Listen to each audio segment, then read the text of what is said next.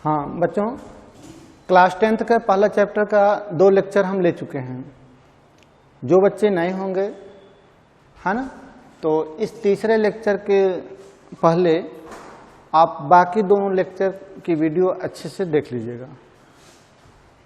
जो लोग नए जुड़ रहे हैं या नए आपके कोई फ्रेंड हैं है ना, तो उनको आप बता दीजिएगा माई स्कूल ऐप डाउनलोड करके है ना, उसको इंस्टॉल कर लेंगे। आपको उस पर सारे चीज़ें जो है, चाहे वो प्रिंटेड नोट हो, बाकी वो सारी चीज़ें मिल जाएंगे। आइए, पिछला 2 लेक्चर यदि आप पढ़े हैं तब तो अच्छी बात है, नहीं तो समझने में थोड़ी दिक्कत आएगी है ना। रियल नंबर का तीसरा लेक्चर ध्यान से देखिएगा। प्रमेयिका का प्रयोग हम पढ़ा दिए हैं है ना। एक आध क्वेश्चन बड़े भी हैं, छोटों को समझकर बड़े को समझिएगा, कोई दिक्कत नहीं होना है, आप उसके लिए बेफिक्र हैं। अब आते हैं अभाज्य गुणनखंड के से जो है कैसे आप मौसा निकालेंगे।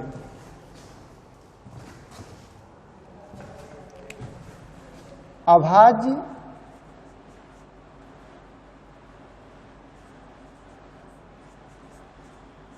गुणनखंड द्वारा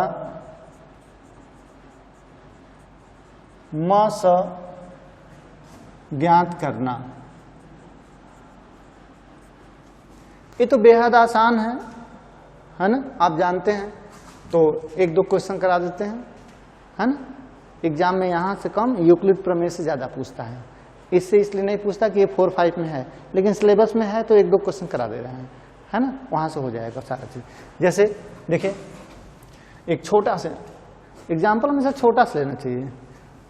आपको दिखा दें 30 और 45 का मौसा HCF ज्ञात कीजिए। कैसे ज्ञात करेंगे? तो अभाज्य गुणनखंड के रूप में लिखना है। अभाज्य गुणनखंड का मतलब समझते हैं ना।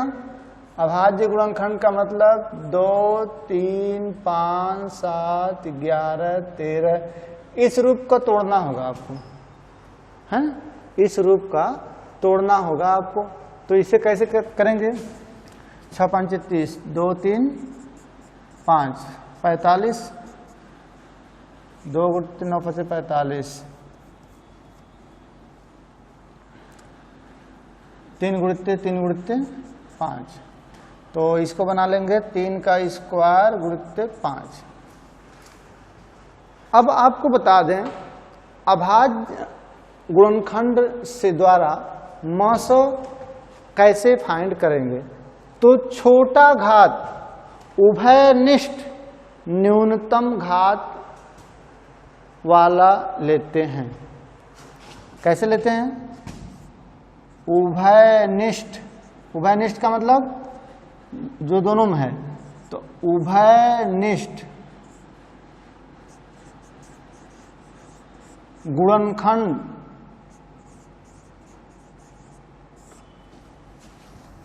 का छोटा घात वाली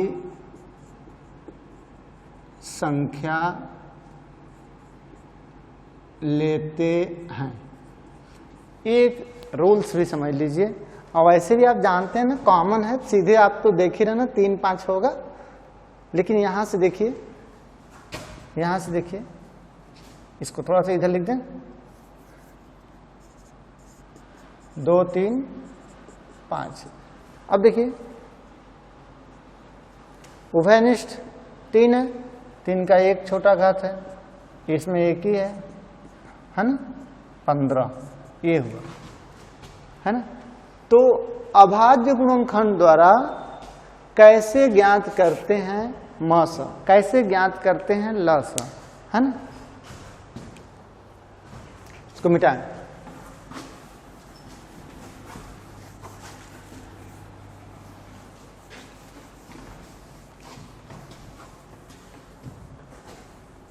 इसको देखते रहेंगे तो ठीक रहेगा।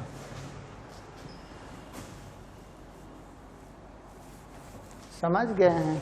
क्या देखना है? क्वेश्चन देखिए,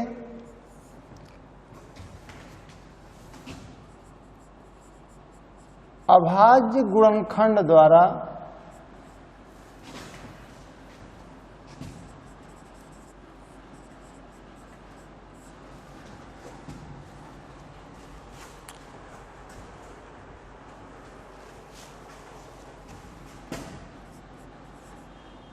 बहत्तर और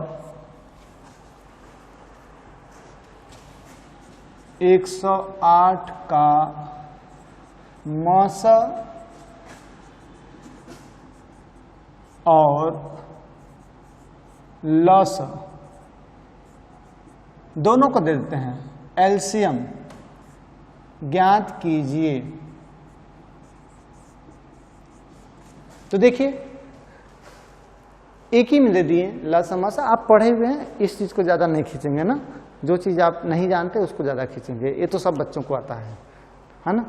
देखिए 72 का क्या हो जाएगा, 2 गुणित 2 गुणित 3 गुणित 3।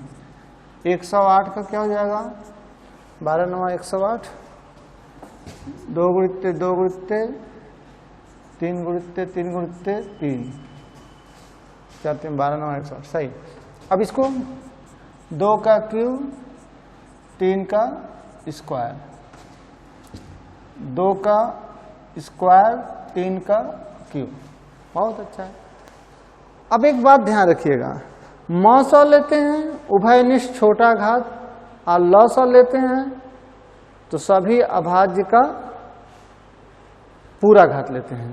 तो पहले लिख देते हैं, बाद में जो है लिखवा देते हैं। जो मौसा होगा,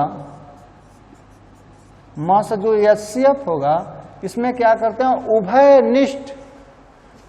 उभयनिष्ठ गुणनखंडों का छोटा घात लेते हैं। तो उभयनिष्ठ ये है छोटा घात 2 का स्क्वायर, ये 3 का स्क्वायर,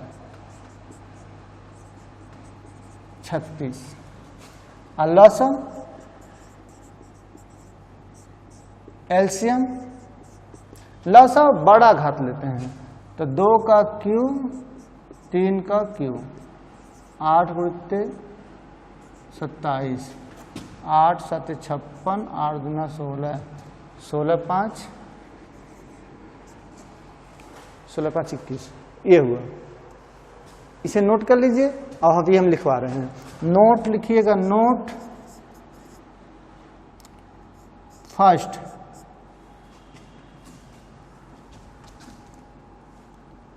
अभाज्य, ये तो लिखे हैं, मौसा के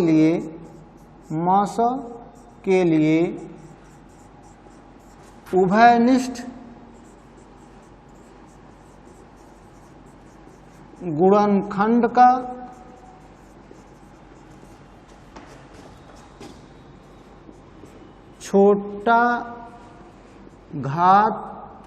छोटी घात वाली संख्या लेते हैं, है ना। अभाज्य रूप से जरूर लिख लेंगे, अभाज्य रूप से। दूसरा लसा के लिए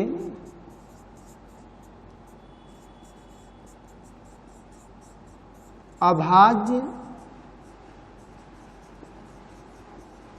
गुणनखंड की बड़ी घात लेते हैं।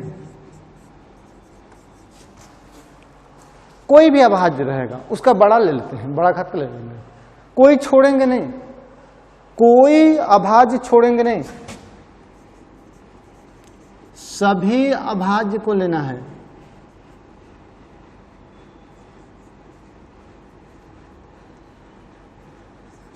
अभाज्य संख्या लेते हैं, ये ध्यान रखना है, किसी को नहीं छोड़ना है, ठीक। तो अभाज्य गुणनखंड द्वारा लसा मसा कैसे फाइंड करते हैं, ए हो गया, है ना। अब क्या करते हैं कि लसा मसा जिस संख्या से लेते हैं तो उसके लसा मसा और संख्या में एक रिलेशन होता है ना। आपको हम दिखा रहे हैं, पहले रफ से दिखा रहे हैं, फिर सवालों को लगाते हैं। देखिए, जैसे दो संख्याएं रफ में दिखा रहे हैं आपको ना, थोड़ा समझने की बात है। दो संख्याएं ले लेते हैं, दो संख्याएं ले लेते हैं 8 और 6। दो संख्याएं 8 और 6 ले लेते हैं। अब एक बात सुनिए, इनका जो लसा आएगा वो आएगा 24 और जो मसा आएगा वो आएगा 2। अब ये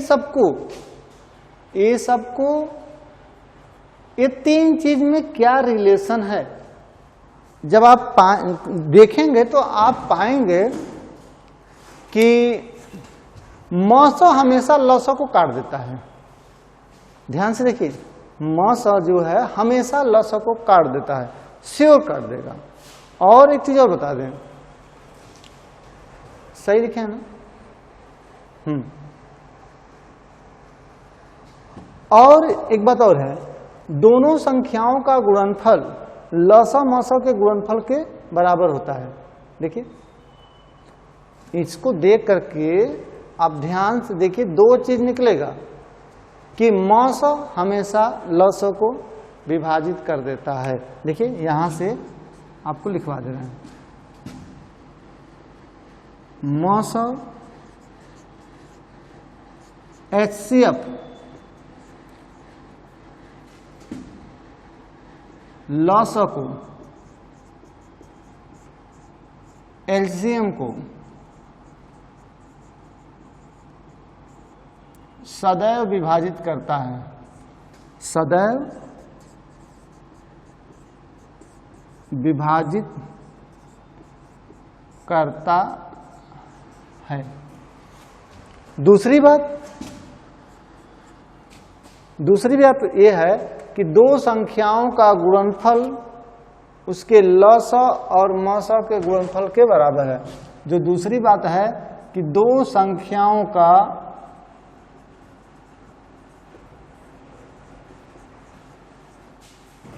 गुणनफल उनके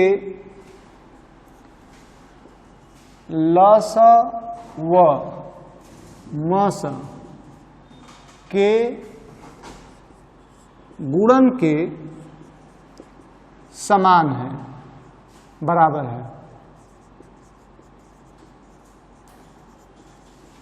ये आप पढ़ेंगे, लेकिन यहां आप देख भी सकते हैं 8 छक 48, 24 दूना 48, यानी इसको आप ऐसे लिख दीजिए सूत्र के रूप में। पहली संख्या गुणित दूसरी संख्या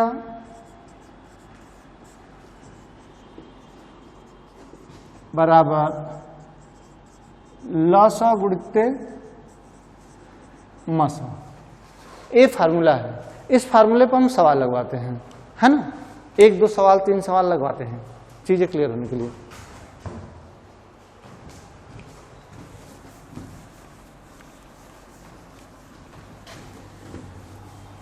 सवाल है, इसी सवाल को लिख देते हैं, छोटा सा था भले। यदि दो संख्याओं का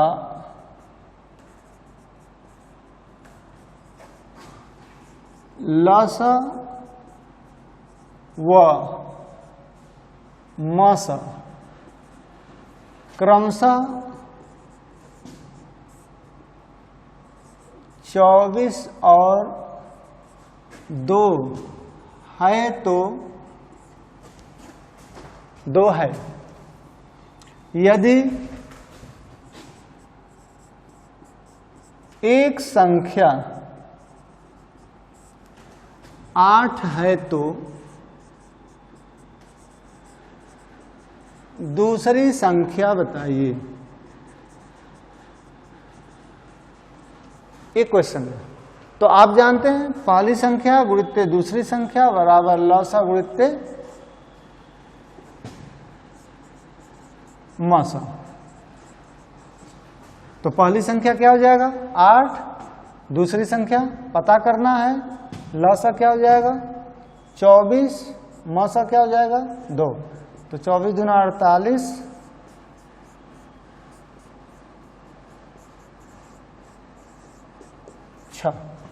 ये हो गया। लेकिन यही क्वेश्चन अगर ऐसे दे दे, है ना, कैसे? देखिए यही क्वेश्चन अगर ऐसे दे दे, यदि दो संख्याओं का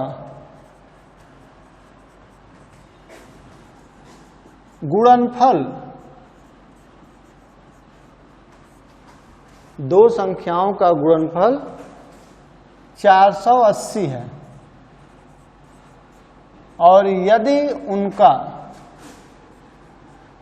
मास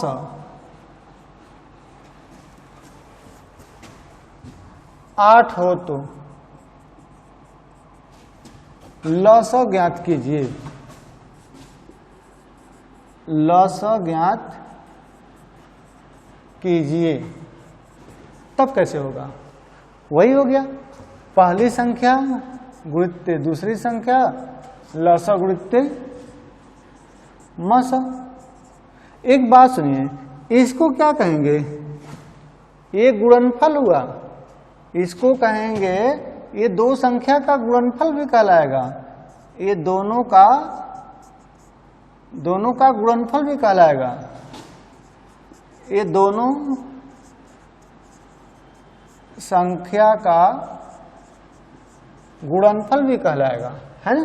तो ये आपका हो जाएगा गुणनफल 480 हो जाएगा। और लसा क्या हो जाएगा पता करना है, लसा को पता करना है, और मासा क्या हो जाएगा 8। तो ये काट दीजिए 60, लसा क्या हो गया 60, एलसीएम क्या हो जाएगा 60। आपका ये हो गया, है ना। अगर ऐसे दे दें कि यदि दो संख्याओं का, थोड़ा सा हम दिमाग लगाइए आप, क्वेश्चन को थोड़ा सा अच्छे वाला क्वेश्चन दे रहे हैं ना। यदि दो संख्याओं का अनुपात,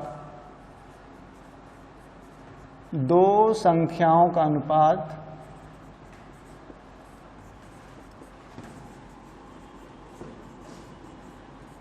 3 संबंधित 4 हैं, राइट। यदि उनका मास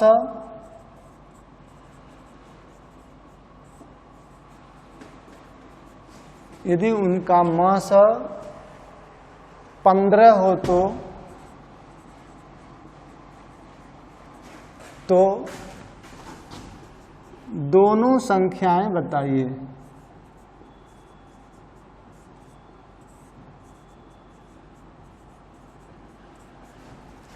तो कैसे सॉल्व करेंगे, है ना। बात है कि कैसे सॉल्व करेंगे। तो देखिए पहली संख्या और दूसरी संख्या का जो रेशियो है 3:4 है। तो इसलिए पहली संख्या क्या हो जाएगा 3x, दूसरी संख्या 4x। अनुपात है, x का गुणा कर दीजिए, रियल का। अब इसका मास क्या होगा? मास सोचिए क्या होगा। ये तो अभाज्य है, ये एक तरह से x हो जाएगा, मास x हो गया। और वह ऐसे दिया क्या है, मास 15 हो जाएगा। तो इसलिए पहली संख्या क्या हो जाएगा? पहली संख्या 3x, 3 × 15, और दूसरी संख्या 4x, 4 × 15, ऐसे हो जाएगा, है ना। देख रहे हैं कि नहीं? देख रहे हैं। अगर क्वेश्चन ऐसे है,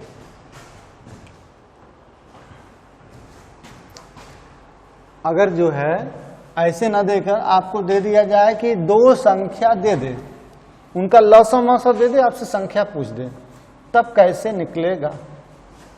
जैसे ये कह रहे हैं कि यदि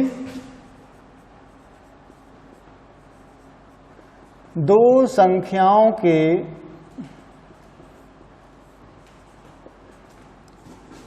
लस तथा मस क्रमशः लस तथा मस क्रमशः 75 तथा 15 है हो तो दोनों संख्या बताइए।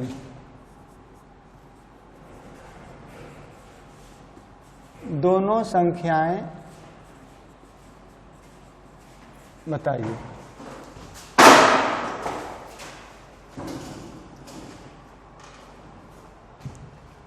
तो करेंगे क्या कि पहली संख्या गुणित दूसरी संख्या लस गुणित मस।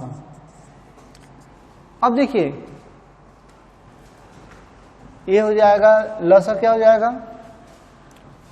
75, मस क्या हो जाएगा 15, है ना। तो एक बात ध्यान दीजिएगा, अभी हम क्या बोले हैं कि दोनों संख्या में उसका मस कॉमन होता है। तो 15 गुणित 5 कर दें, 15 गुणित 1 कर दें।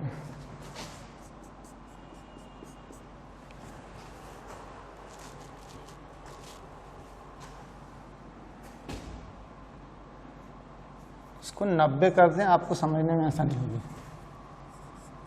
अब देखिए 15 छक्का 90, ठीक ना। अब एक बात सुनिए, है ना, एक बात जो समझने की वो है, इसमें देखिए क्या है ना कि आपको ऐसी दो संख्याएं बताना होगा जिसका लस और मस इतना आना चाहिए। तो उसमें हम क्या करेंगे कि ये फार्मूला हो गया आपका, ये फार्मूला हो गया। अब आप जानते हैं कि दोनों संख्या का हम कंपेयर करना है ना, कंपेयर करेंगे। तो हमें क्या करना है कि कंपेयर हम करेंगे, लेकिन इसे चाहे तो ऐसे ही कहते कि एक संख्या 15 एक संख्या 90 है ना, लेकिन ऐसे नहीं करेंगे। एक संभावना और भी है, उसको हम तलाश रहे हैं। तो 6 को तोड़ दीजिए, 15 तो तोड़ेंगे नहीं, ये जो मस है वो कॉमन होता है दोनों संख्या में, तो 15 रहने देंगे। तो ये हो जाएगा 15 गुणित 2 गुणित 3। या तो यहीं पर तोड़ दें। अब क्या करेंगे कि इसमें से एक थे भेज दें उसमें, ये तो रहेगा। तोड़ेंगे ऐसा कि ये वाला रहना चाहिए, ये दोनों रहना चाहिए, क्योंकि ये है मौसा वाला दिखाएगा, है ना, ये आपका मौसा दिखा रहा है। तो ऐसा तोड़िएगा इसको कि 15 भी रहे, बाकी रहे, बाकी को तोड़ दीजिए। उसमें एक को इधर भेज दीजिए, एक को इसमें रहने दीजिए, एक को इसमें रहने दीजिए, किसी को भी, 2 को चाहे 3 को, और एक को इसके साथ भेज दीजिए, एक को इसके साथ भेज दीजिए। नहीं समझे? फिर से सोचिए, दोनों संख्या अभी निकाल के बता रहे हैं। 15 दूना 30, 15 तिया 45। कंपेयर कर लेंगे, कंपेयर करेंगे तो पहली संख्या 30 निकल जाएगा, दूसरी संख्या 45 निकल जाएगा, है ना। तो अब आप ये देखिए ध्यान से कि 35 और 45 जो आया है, हम क्यों यहां से यहां से यहां क्यों किए हैं? 15 क्यों किए हैं, 5 क्यों नहीं किए? सवाल ये है ना। तो 15 चूंकि मौसा है, दोनों का मौसा 15 आना चाहिए। अभी देखेंगे तो 15 आएगा, दोनों का मौसा 15 आना चाहिए। चूंकि आपको बताए हैं कि मौसा जो होता है हाईएस्ट कॉमन फैक्टर होता है, जो सर्वाधिक कॉमन होता है, तो दोनों में 15 रहना चाहिए। तो इसलिए 15 तो रहना चाहिए पक्का, जो मौसा है वो 15 दोनों में रहना चाहिए। जब दोनों में 15 हो गया तो बाकी गुणनखंड को जो रहेगा, अगर 2 ठे है तो एक थे इसमें, एक थे उसमें दे दो। मान लीजिए कभी कभी आप मन में सोच रहे हो अगर 3 हो जाए तो क्या करेंगे, कोई बात नहीं, एक आध ठे भेज दीजिएगा, बाकी को रहने दीजिएगा। ध्यान ये रखना है कि ये वाला डाटा नहीं चेंज होना चाहिए। उससे क्या होगा कि आपका ये कॉमन बना रहेगा। प्राइम फैक्टर में से तोड़िएगा, ये आपका हुआ, है ना। अपरिमेय संख्या को प्रूफ करें, है ना। बोर्ड की दृष्टि से अगर आप देखते हैं तो ऐसा कोई ईयर नहीं है कि अपरिमेय संख्या ना आ जाए। जैसे √2 है, सिद्ध कीजिए कि √2 अपरिमेय संख्या है, √3 अपरिमेय संख्या है ना। तो परिमेय वो होता है जो p/q के रूप में लिखा जा सकता है और q 0 ना हो और दोनों पूर्णांक हो, ये बताया जा चुका है। परिमेय संख्या पर हम बात कर चुके हैं। तो अगले टॉपिक की तरफ हम पॉइंट की तरफ बढ़ते हैं कि सिद्ध कीजिए कि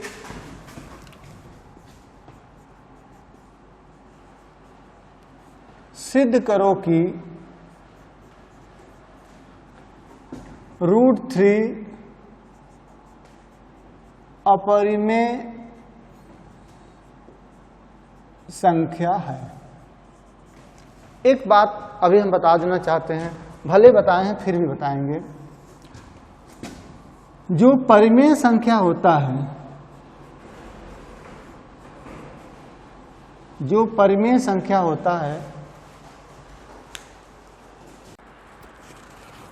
तो ये जो पहले चैप्टर का हम लोग पढ़ रहे हैं, तो ये तीसरा पॉइंट यह है कि सिद्ध कीजिए कि √3 अपरिमेय संख्या है ना। अभी तक तो सुनते हैं कि अपरिमेय है, लेकिन इसको प्रूव करना है और इस पर क्वेश्चन हर हाल में एक बार बोर्ड में आता ही आता है ना।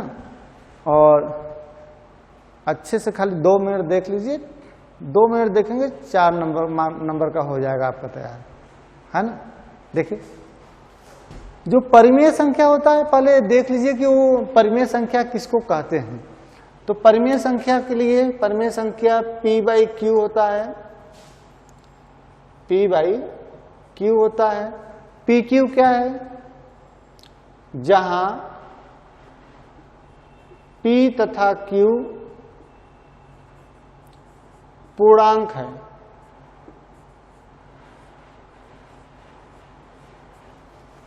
p/q क्या है, पूर्णांक है और q 0 नहीं है ना।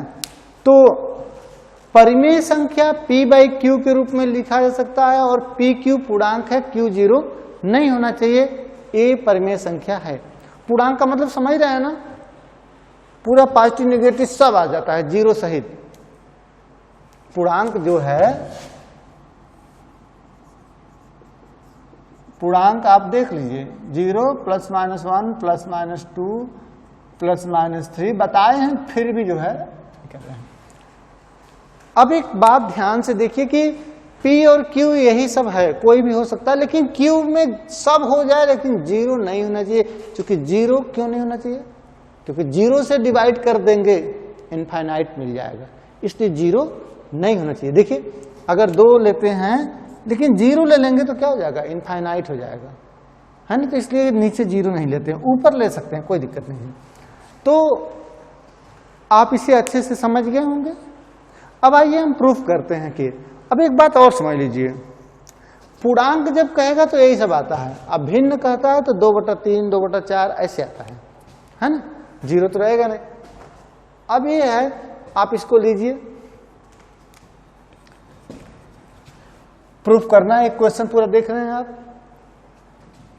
आप सॉल्व कीजिए, वीडियो अपना रोक करके सॉल्व कीजिए, देखिए कर पाते हैं। चलिए अच्छा देखिए, मान लेते हैं कि √3 परिमेय नहीं, अपरिमेय नहीं, परिमेय है। इसके सॉल्यूशन करते समय आप क्या करेंगे कि √3 एक परिमेय संख्या है।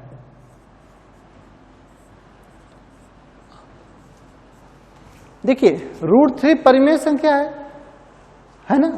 तो अब आप इसको क्या करेंगे, इसलिए यह √3 p/q के बराबर हो जाएगा। √3 p/q के बराबर हो जाएगा, जहां pq सह अभाज्य है, सह अभाज्य पूर्णांक है, सह अभाज्य है। सह अभाज्य उसको कहते हैं कि उसका कोई कॉमन फैक्टर नहीं है, जिसका कोई उभयनिष्ठ गुणनखंड नहीं है। इसको आप ये भी लिख सकते हैं, अर्थात P तथा Q का कोई उभयनिष्ठ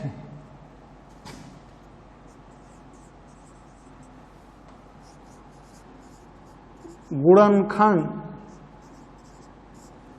नहीं है। जैसे क्यों ऐसा कहें, जैसे जो p/q है वो ऐसे 5/3 हो सकता है ना,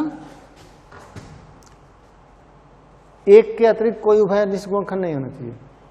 5/3 देखिए सहअभाज्य है, हम क्या बोले हैं कि pq सहअभाज्य है, यानी उनके कोई कॉमन फैक्टर नहीं होना चाहिए, है ना। उभयनिष्ठ कोई नहीं होना चाहिए, यानी सीधा सीधा अर्थ ऐसा भिन्न लीजिए जिससे और अधिक नहीं कहा जा सकता है। जैसे ऐसे देखिए, अगर हम 12/9 लिख दें तो ये फॉलो नहीं करेगा। इसकी इमेजिन करो कि ये 12/6 है, इमेजिन करें।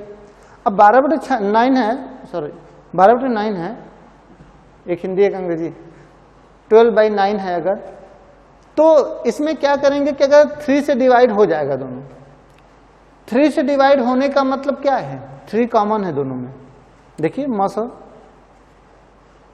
तो यहां पर इस 3 लाइन में आप कोई भी लाइन लिखेंगे चलेगा। ए लाइन लिखकर खाली हो सकते हैं, ए लाइन लिखकर खाली हो सकते हैं, या आप लिख दीजिए P तथा Q का मस एक मस केवल 1 हो। आप सिर्फ किताबी भाषा में मत जाइए, है ना, चीजों को समझिए। आप ये तीनों लाइन नहीं लिखना जरूरी है, किसी एक लाइन को आप लिख देंगे हो जाएगा। इसे सॉल्व करते हैं तो, है ना। अब आप देखिए √3 को रेशनल नंबर आप मानते हैं, है ना, रेशनल नंबर परिमेय संख्या माने हैं। जब आप परिमेय माने हैं, अब ये भूल जाइए कि अपरिमेय है, सिद्ध करना है ना, अपरिमेय है भूल जाइए। चलिए मान लीजिए कि अपरिमेय है, सिद्ध करना है, लेकिन आप मान लीजिए कि वो अपरिमेय नहीं बल्कि परिमेय है। तो परिमेय है तो इसको p/q के रूप में मानिए, क्योंकि परिमेय होना है तो p/q के रूप में होगा ही। लेकिन p/q के रूप में परिमेय संख्या तो ये भी कहलाता बेटा, ये भी परिमेय संख्या ही कहलाएगा। लेकिन आप परिमेय संख्या कैसा मान रहे हैं, p/q सहअभाज्य है, कॉमन नहीं है, कोई उभयनिष्ठ नहीं है pq में, pq में कोई उभयनिष्ठ नहीं है। या सीधे सीधे कहिए मस 1 है, क्योंकि उभयनिष्ठ 1 है, सब में 1 होता है उभयनिष्ठ, है ना। तो आप इन तीनों लाइन में से कोई लाइन ले सकते हैं, क्लियर। अब आइए, अब इसे सॉल्व करिए, दोनों पक्षों का वर्क कर दीजिए।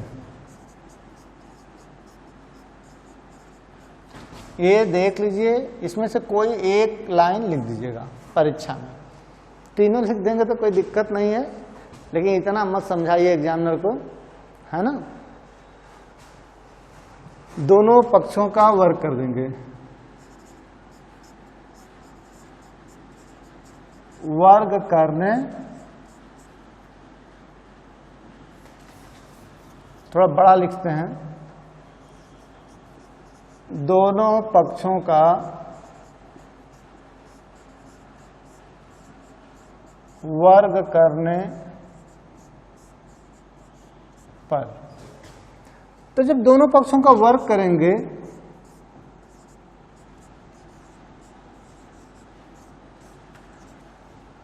3 हो जाएगा, P square by Q square हो जाएगा। इसको क्या कहेंगे? पी स्क्वायर क्यू कहिए, थोड़ा यहां लिखते हैं, एक गुणा कर दीजिए इसके साथ, तो 3Q बराबर पी स्क्वायर बाई क्यू। देखिए यहां से यही एक क्यों लिए थे, इसलिए लिए थे कि अगर स्क्वायर का, अगर मान लीजिए आप ऐसा लेते हैं तो एक काट भी देगा, तो आपको ऐसा नंबर लेना है कि कटे ना, यहां पर लेना है। अब देखिए ध्यान से, यहां पर ये कोई पूर्णांक है, क्यू कोई पूर्णांक है जो 0 नहीं है, तो 1 से लेके प्लस माइनस कुछ भी हो सकता है। चलिए, तो यह पूर्णांक हुआ कि नहीं? लेफ्ट साइड पूर्णांक हुआ, राइट साइड पूर्णांक नहीं हुआ, है ना। तो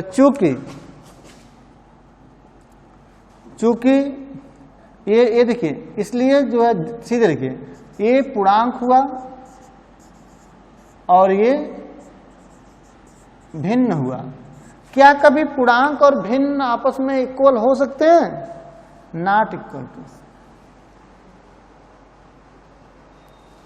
अर्थात पूर्णांक कभी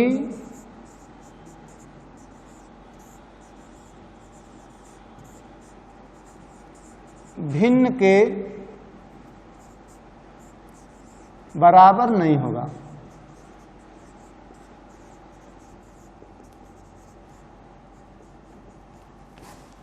पूर्णांक कभी भिन्न के बराबर नहीं होगा, इसलिए यह √3 परिमेय नहीं है। हमारी यह कल्पना कि √3 रेशनल नंबर है, परिमेय संख्या है, गलत है। इसलिए √3 अपरिमेय होगी, परिमेय नहीं होगी।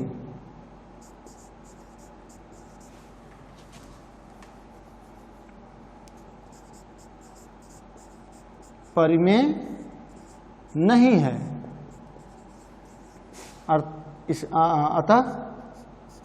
अतः √3 अपरिमेय है। लिख दीजिएगा, अतः √3 अपरिमेय है। देखिए इसको अच्छे से देख लीजिए। अब एक आप अपने से लगाइए, सिद्ध कीजिए कि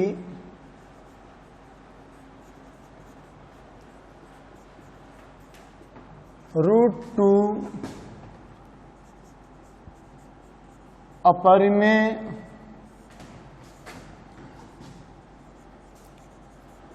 इर्रेशनल अपरिमेय संख्या है। तो कैसे प्रूव्ड करेंगे कि यह √2 क्या है? अपरिमेय संख्या है। सॉल्व कीजिए।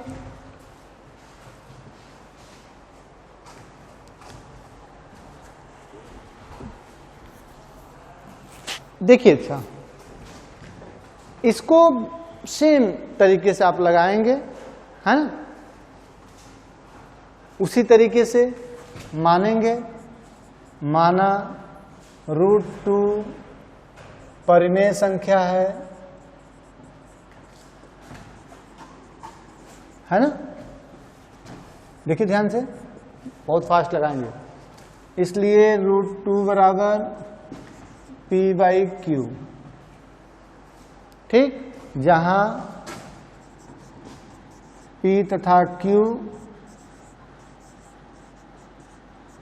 पूर्णांक अभाज्य संख्या है, सहअभाज्य है, सहअभाज्य है।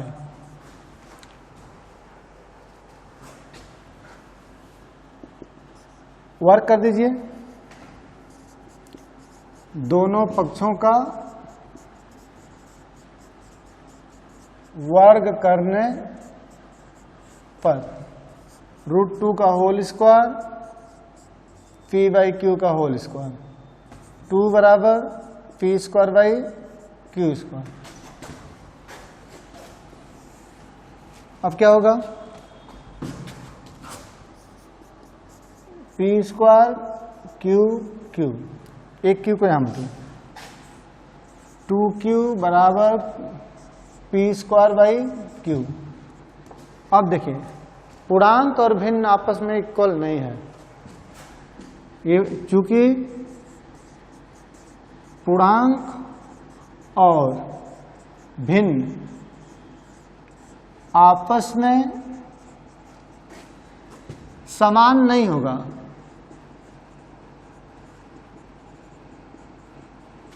अतः हमारी कल्पना कि √2 परिमेय संख्या है,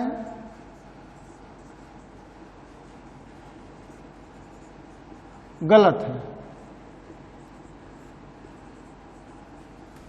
इसलिए √2 अपरिमेय संख्या है।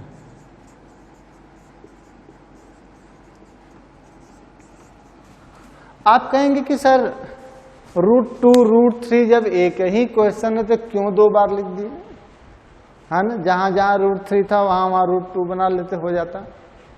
तो बेटा कभी कभी विद्यार्थियों को समझने में प्रॉब्लम आती है ना, एक बार चीजें स्पष्ट नहीं होता। एग्जाम की दृष्टि से बेहद इंपॉर्टेंट क्वेश्चन है, आता ही आता है 2 नंबर 4 नंबर में, है ना, तो इसे लगाना बहुत जरूरी था, है ना। आप बोर्ड के हैं, अच्छे से पढ़िए, और जिनका भी बोले ना लेक्चर छूट गया है वे अपना लेक्चर को पढ़िए, है ना।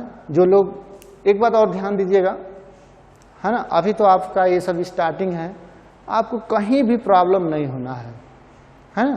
आप रेगुलर, है ना, ज्यों ज्यों सर लोग जो है चैनल पर आपके वीडियो अपलोड करेंगे आप उसको देखते जाइए। हाँ, इसके लिए आप क्या करेंगे, चैनल को सब्सक्राइब करके बेल आइकन को दबा दीजिएगा, ताकि नए नए वीडियो, है ना, जैसे ही अपलोड हो उसका नोटिफिकेशन आपको मिल जाए, और आपका कोई छूटना नहीं चाहिए।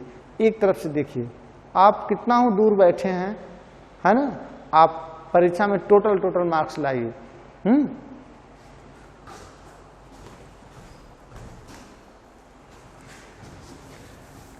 अब देखिए हम थोड़ी सी चीजों को अब चेंज करेंगे। इस अपरिमेय जो अभी तक प्रूफ कर रहे हैं, इसमें एक चीज है, वह है कि अगर किसी परिमेय संख्या में अपरिमेय संख्या जोड़ दें तो वह सदैव अपरिमेय कहलाता है। एक लाइन आप देख लीजिए नोट में, किसी अपरिमेय संख्या में अपरिमेय संख्या में परिमेय संख्या जोड़ने अथवा घटाने पर वह संख्या अपरिमेय ही कहलाएगी, कहलाती है। इस लाइन को अच्छे से देखें, जैसे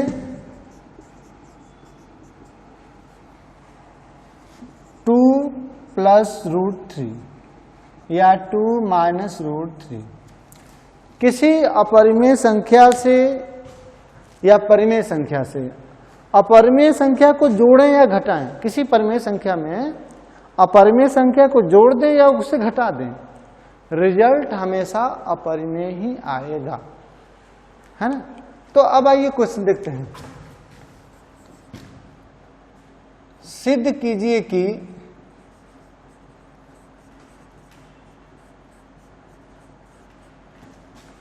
+√3 अपरिमेय संख्या है।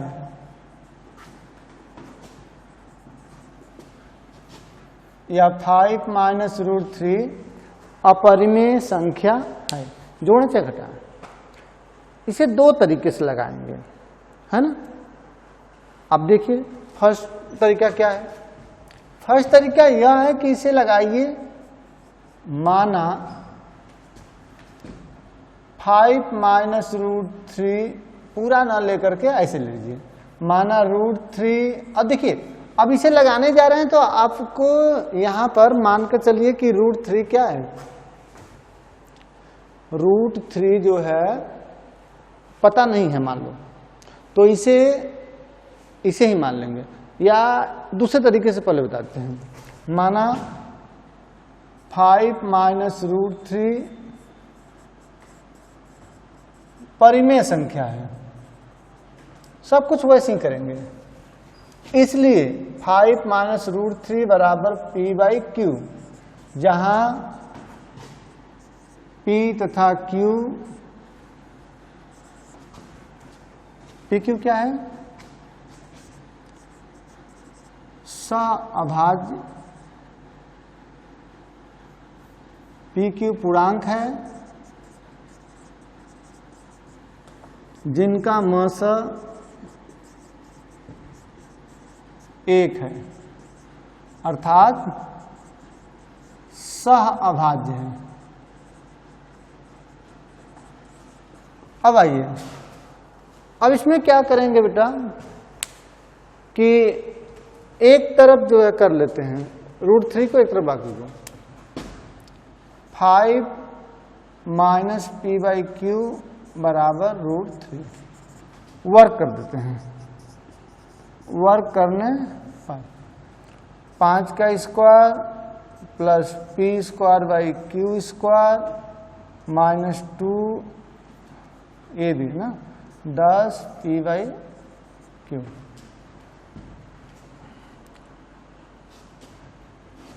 आसान तरीके से कीजिए, आसान तरीके से कीजिए। 5Q माइनस P बटे Q बराबर रूट 3। 5Q माइनस P बराबर रूट 3Q। वर्क कर दीजिए दोनों पक्षों का।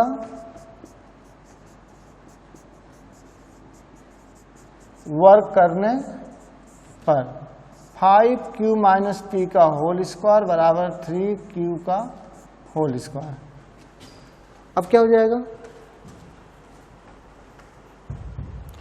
लेकिन ये तो और आसानी से यहीं पर हो जाएगा बेटा, ऊपर ही हो जाएगा। क्या कर इतना खींचेंगे, देखिए 25 plus P square by Q square minus 10 P by Q बराबर 3, है ना।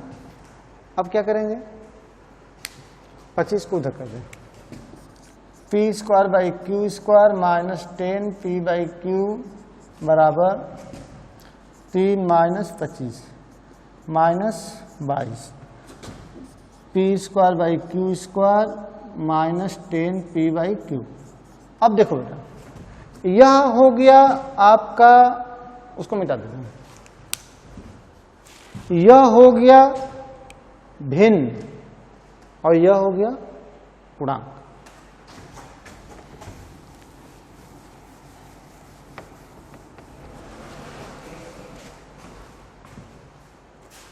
यह हो गया भिन्न, यह हो गया पूर्णांक। ध्यान दीजिए, पहले इस पूरे को अपरिमेय संख्या सिद्ध करना है।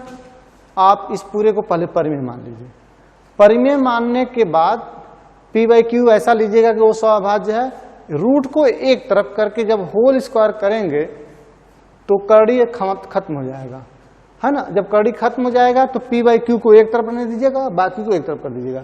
एक तरफ भिन्न हो गया, दूसरी तरफ पूर्णांक आपका नंबर बचा है, सीधे सीधे इंटीजर दिख रहा है। तो चूंकि भिन्न कभी भी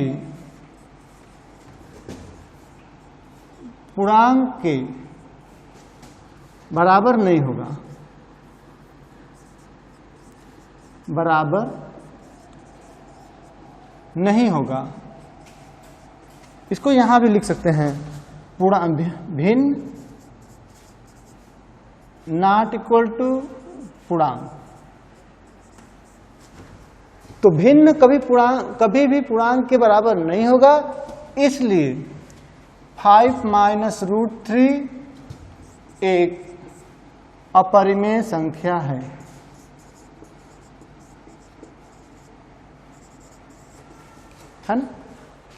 ठीक, थैंक यू।